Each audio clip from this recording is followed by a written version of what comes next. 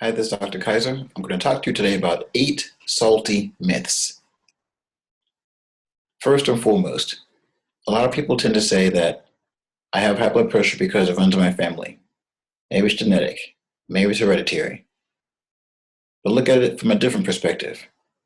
Kids who eat a high sodium diet are twice as likely to develop high blood pressure as kids who eat low sodium diets, which means that if your parents, your siblings eat high sodium diets, then everyone else in the family also eat high sodium diets.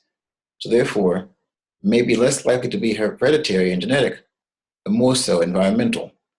So if the kids start eating low sodium diets, when they get older, they will continue to eat low sodium diets. Then they will be less likely to get complications from high sodium diets.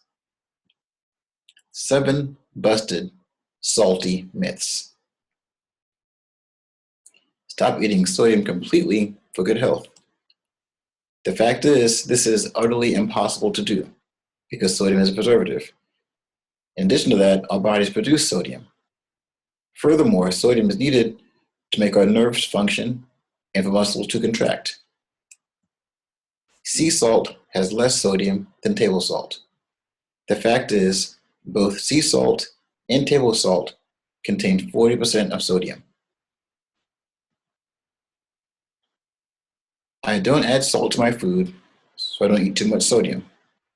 The fact is, many foods contain salt already, such as chicken, cheese, and other items of the salty six, which is my previous topic.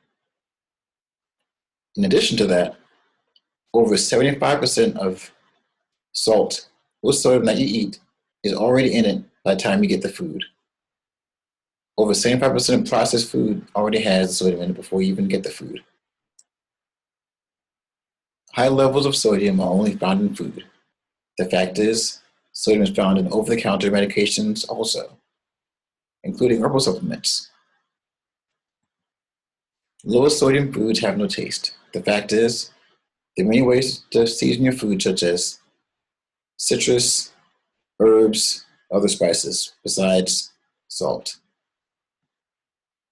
My blood pressure is normal, so I don't have to worry about how much sodium I eat. The fact is, the American Heart Association advocates to maintain a 1,500 milligram per day sodium restriction. That's 1,500 milligrams. Most Americans eat more than twice that, which is the reason why there's an age-related increase in blood pressure as we get older. Those who eat less salt are less likely to develop high blood pressure in latter years. They're also less likely to develop complications such as kidney disease from having high blood pressure. I don't eat a lot of salty food, so I don't eat too much sodium. The fact is, the salty six, such as bread, luncheon meat, such as cold cuts, sandwiches, pizza, soup, chicken, you don't really taste the sodium in those foods, but it's a high amount of sodium in those foods. So therefore, not tasting the salt does not mean that it is not salty. Any questions, let me know. Feel free to share this, like this. See you next topic.